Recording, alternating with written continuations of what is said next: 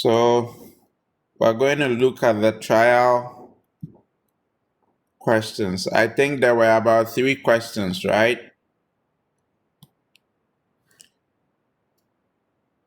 Okay. It's 4 questions. There were 4 or 3. The trial 4. questions. The trial It's questions 4. weren't 4, they were 3.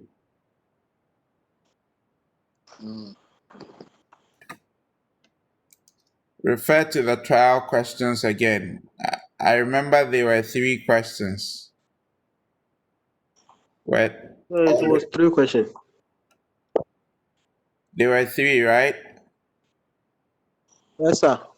Okay, so we'll first of all look at exercise 2. Okay.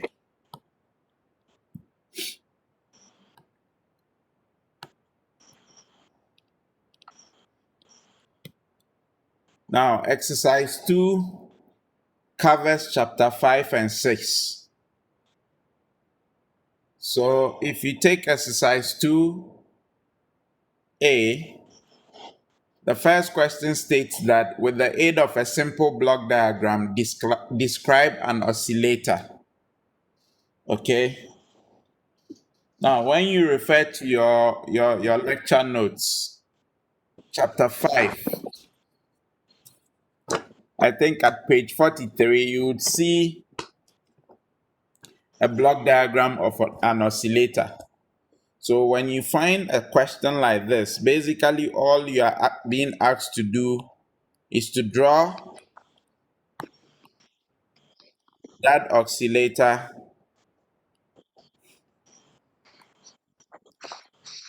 just like what I'm doing here. This is just a sketch, mind you, okay? But when you're drawing, you draw it nicely. So you have the amplifier with a gain A, okay? And then you have your frequency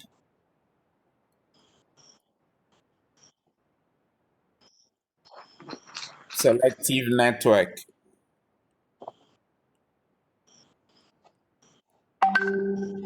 which is beta, okay?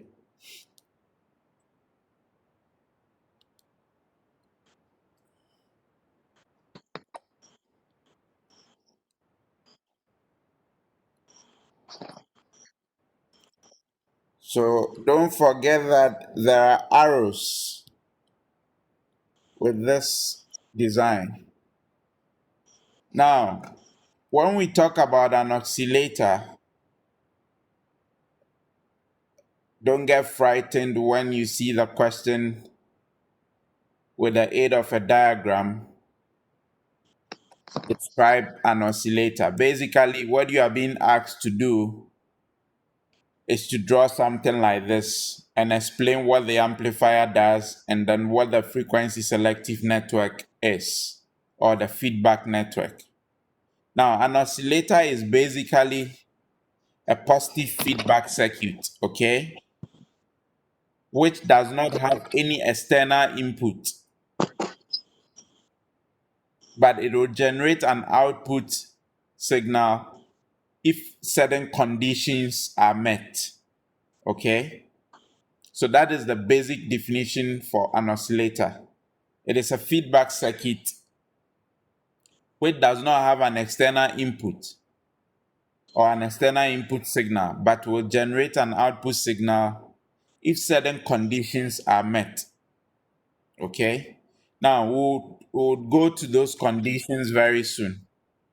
So for the first part of the question, which says, with the aid of a simple block diagram, describe an oscillator, this is what you are expected to do. You are expected to just draw what you see here, okay? And then this side is positive because when you see this symbol, it is basically summation, okay? When you see this symbol, what it represents is summation.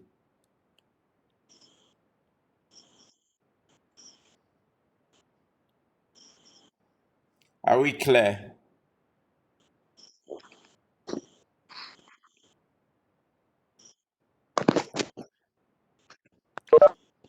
Okay, so that is it for A. And then for B, it says that what are the conditions necessary for oscillation to occur? What are the necessary conditions needed for oscillation to occur? This was also given in your notes. When you look at section 5.42, 5.4.2, you will see that there are two conditions that are given. Okay, so for B,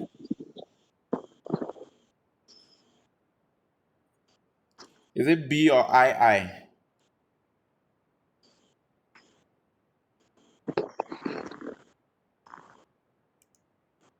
Okay, so it's I. Conditions necessary for oscillation.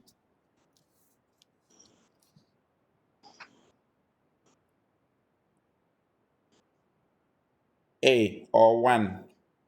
Phase shift around the feedback loop must be effectively 0 degrees. That is the first condition. The phase shift around the feedback loop, that is a frequency selective network, must be effectively 0 degrees. Okay, that is condition number 1. So phase shift around the feedback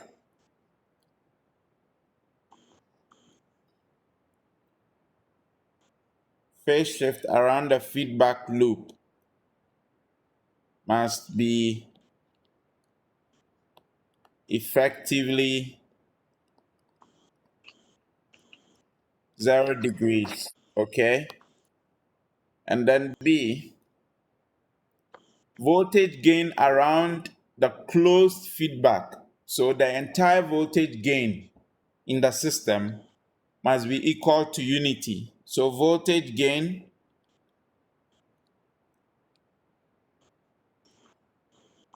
which in most cases is represented by A,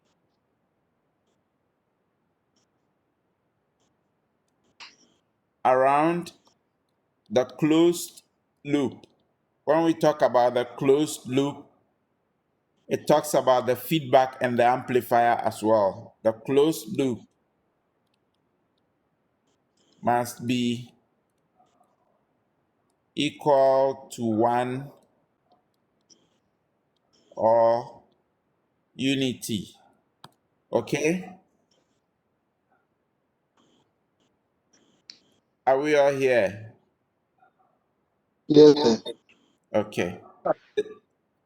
These are basically reading that you would need to do. Okay? That is why I'm moving very fast. Now, the other side, which is II,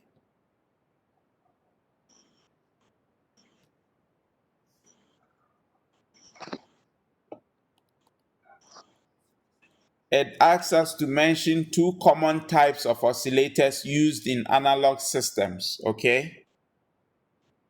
Two types of oscillators used in analog systems.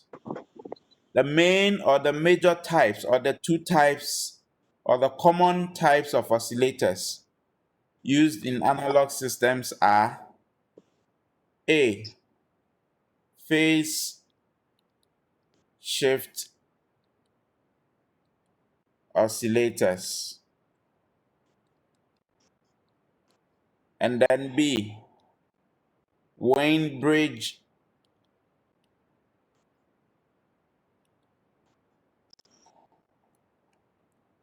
oscillators. So for this ones, when you take your time later on and go through the notes, you will understand what phase shift oscillators are, and then you understand what Wayne bridge oscillators are. Okay?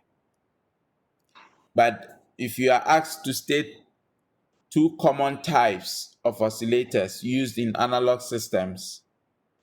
You have phase shift oscillators and then Wayne bridge oscillators. Okay?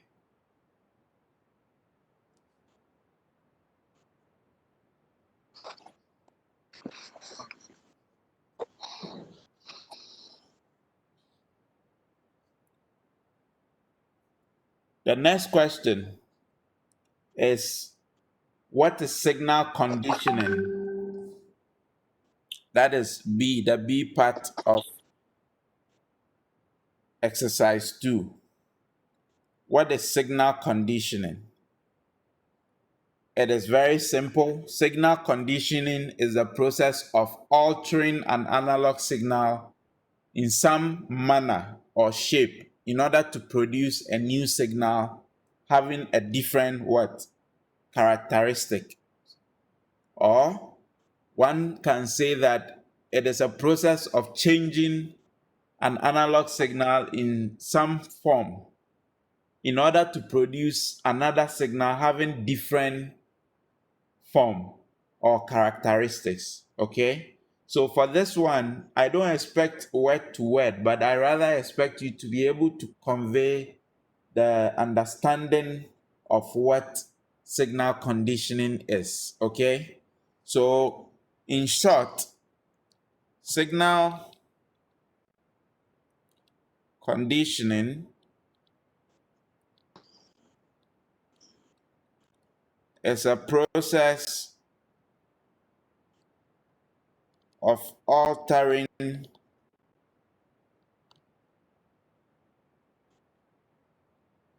an analog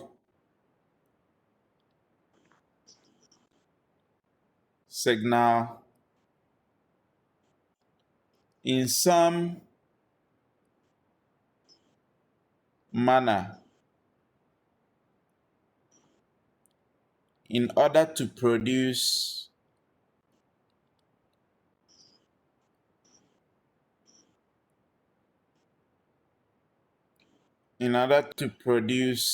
a new signal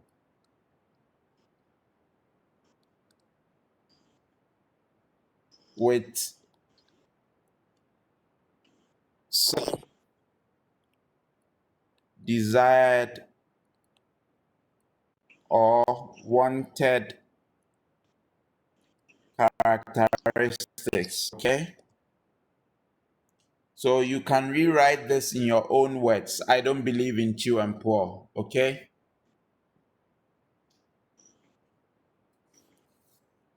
all right. Now the other section,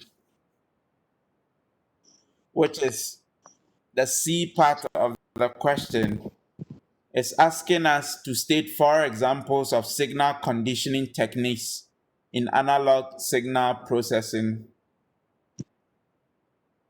in electronic systems. Okay?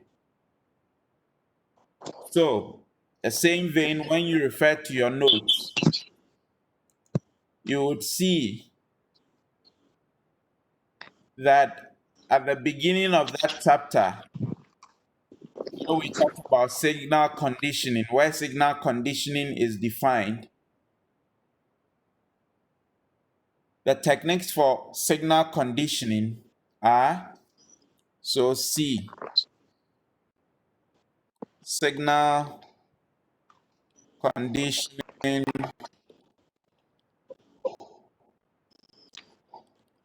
techniques. One, you have signal amplification.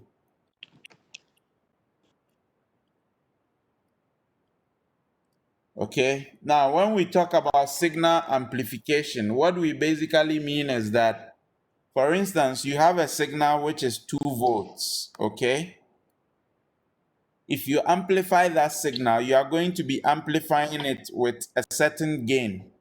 So assuming the gain is maybe the gain, which is represented by A, is equals to 1, then it means that is unity gain. If you amplify, you multiply 2 volts by 1, which would in Yeah, give. essence give you 2. That would be the amplified signal. But assuming the signal gain, assuming the amplifier gain changes from 1 to 2, in that vein, you are going to be multiplying the original signal by a gain of what? 2. And that will give you your new or amplified signal to be 2, what? 4 4. volts. 4. You understand? So when we talk about signal amplification, it is basically multiplying the initial signal voltage by the gain of the amplifier. The gain. Or the amplifier gain is what helps us to determine the amplified signal voltage, okay? Which in this example, I am illustrating to be 4 volts, okay?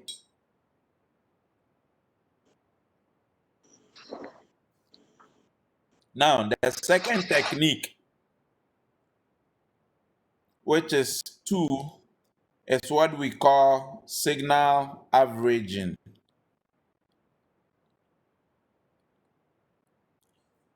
Now, yesterday,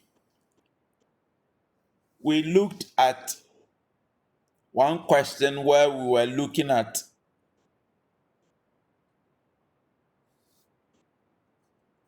wideband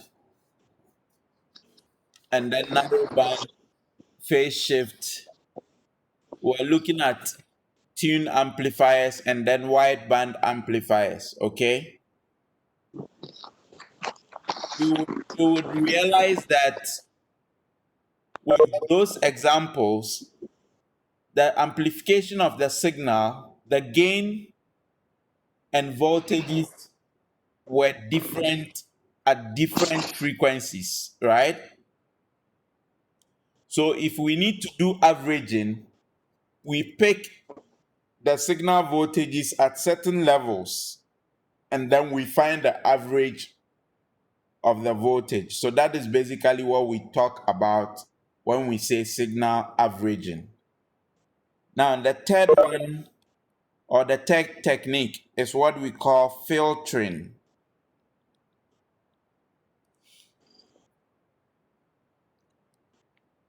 Filtering.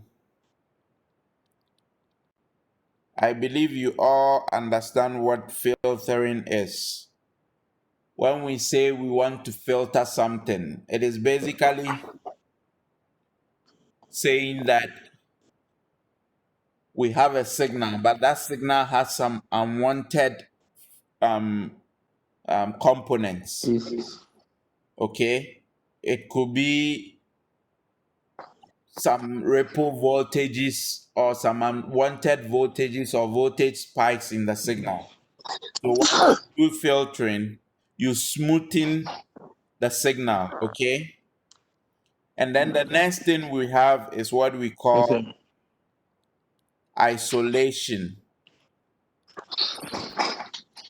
And the last one is linearization.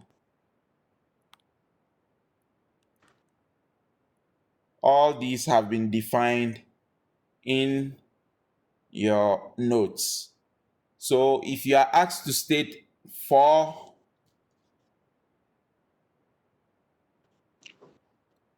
examples of signal condition techniques, you can state any 4 of these, okay? Yes, sir. So you said the last one is Linearization. okay. Let me rewrite it. Linearize. Linearization. Linearization.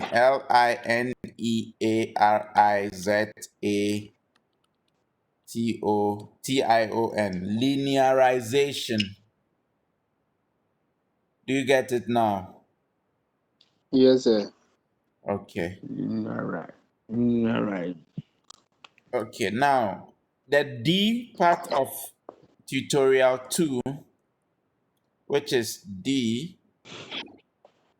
it is asking us to mention 2 applications of filters. So basically, we are saying what are filters? Filters are used in suppressing noise. They are used to isolate signal from other channels to prevent spillover of adjacent bands, especially in telecommunication. Okay? And to recover the original message signal from modulated signals. So, number one, application of signal filters is it is used to suppress noise, okay, in communication systems. So, one, to suppress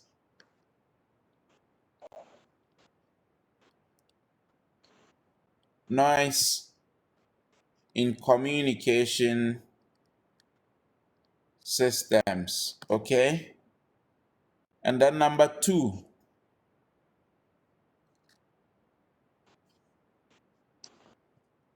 it is used in audio systems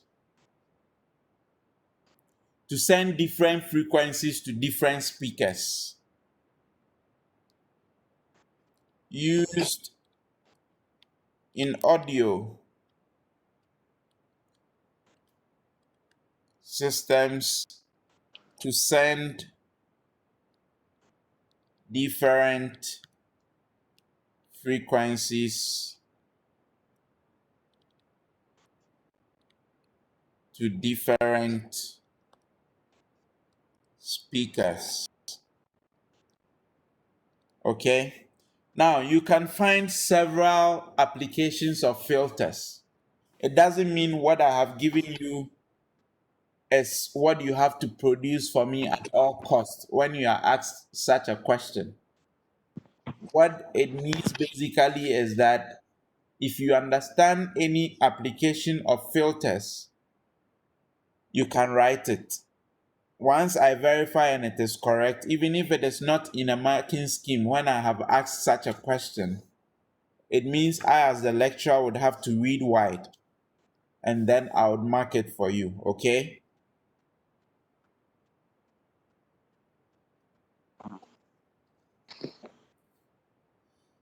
All right, so for me, I don't do chew and pour. I hate people who do chew and pour. If you do chew and pour, you are not my friend.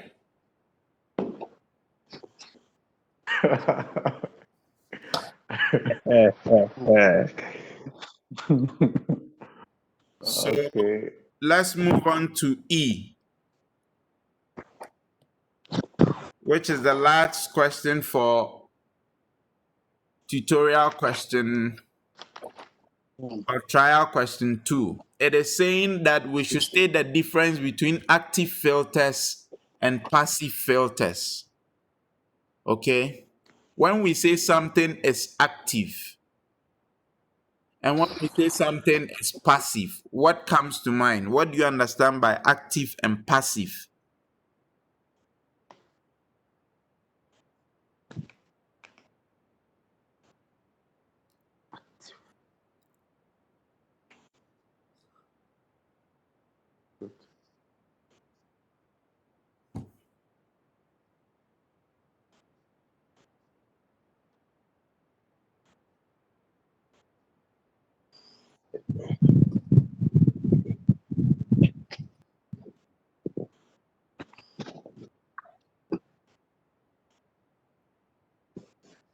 Who can help us? When we say something is active, Um, yes, I think Sarah wanted to say something. Go ahead.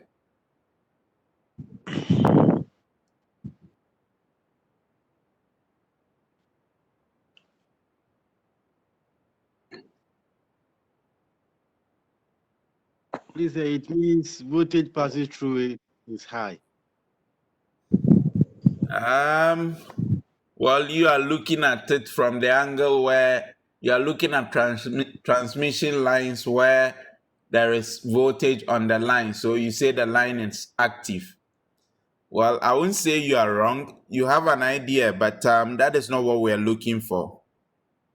Okay, sir. Okay, let me go straight to the point. When we talk about filters, we said filters are devices that are used to suppress noise or to do isolation. or they are used to take away unwanted signals. Noise. Okay. Ripple. Okay. So when we talk about passive filters are filters or devices that contain passive elements like resistors, capacitors, and inductors. So note, resistors, capacitors, and inductors are what we call passive components. They are passive components. And what passive filters do is that they are not able to do amplification. All they are able to do is that they are able to attenuate. When we say something attenuates, what it means is that it reduces the level of a signal, okay? So passive filters, in essence, if we are referring to noise, or if we are applying if we are applying a signal that has noise in it to a passive filter, what will happen is that the passive filter will attenuate the noise level, or it will reduce the noise level, but it cannot do amplification. Okay? Yes. Sir, can we use a simple word for the passive or another word for us to get an understanding? When we talk about passive basically means is that what it means is that the amplification or whatever is done, or the filtering, is not something that is a continuous process. It can even happen when there is no input signal, but the signal has already gone through the system. Okay. No, okay. In some cases, they would define passive systems to be systems that do not need input voltage. Okay. And then in some cases, they will define active systems to be systems that need input voltage in order to be able to operate.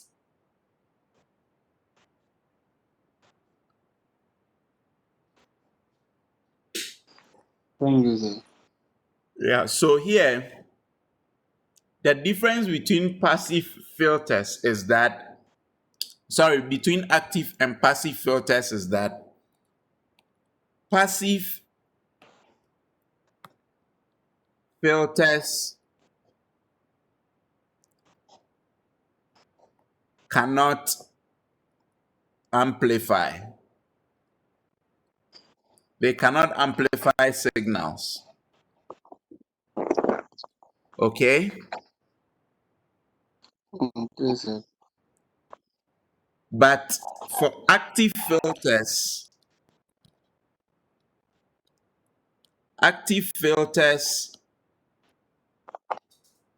contain amplifying devices.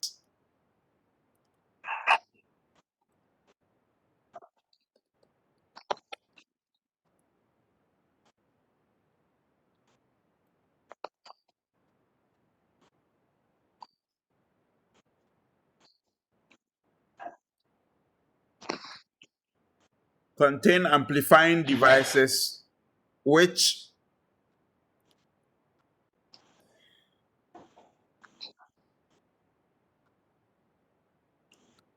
help to increase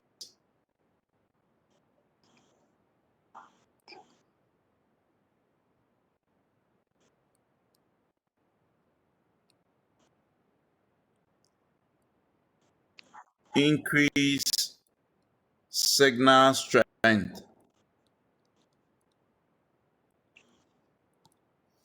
Okay? So that is the basic difference between active filters and passive filters. So like I said earlier on, these passive filters, they cannot do any amplification. They don't contain amplifying devices. Hence, all they are able to do is that they reduce or attenuate signal levels by reducing the noise. But active filters contain active elements such as transistors and op-amps, in addition to passive elements.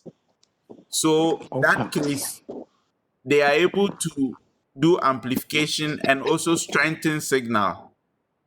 Okay? Yes. All right. So that is it. Hello, sir. Yes. This is what the meaning of op-amps. We will come there very soon. Op-amp, when we say Okay. op-amps, OPAMPS, what it means is that this stands for operational.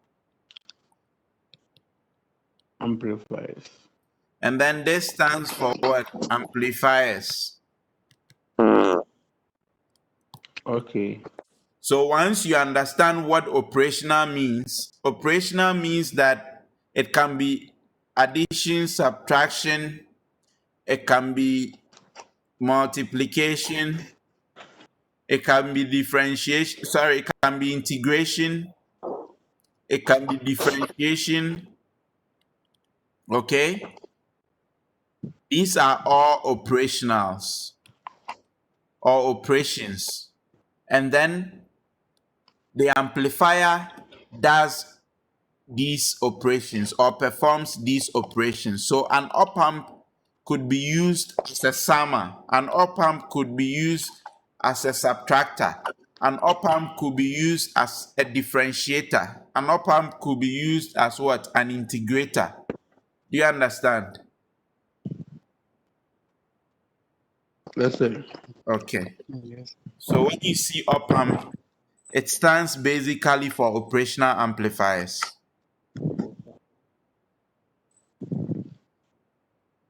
And it works under active filters, right? Yes, yes. It works under active Hello. filters. Yeah, usually. The phone is on the what makes you select? What best means? Okay. Okay, so once we have been able to solve question two, what I would do is that I would end this session because I'm recording them. I'll upload them to my YouTube channel and then I'll share the links to you. So I'll Okay. end this session now and then I'll start it again. You can use the same link to join, okay? Okay, sir.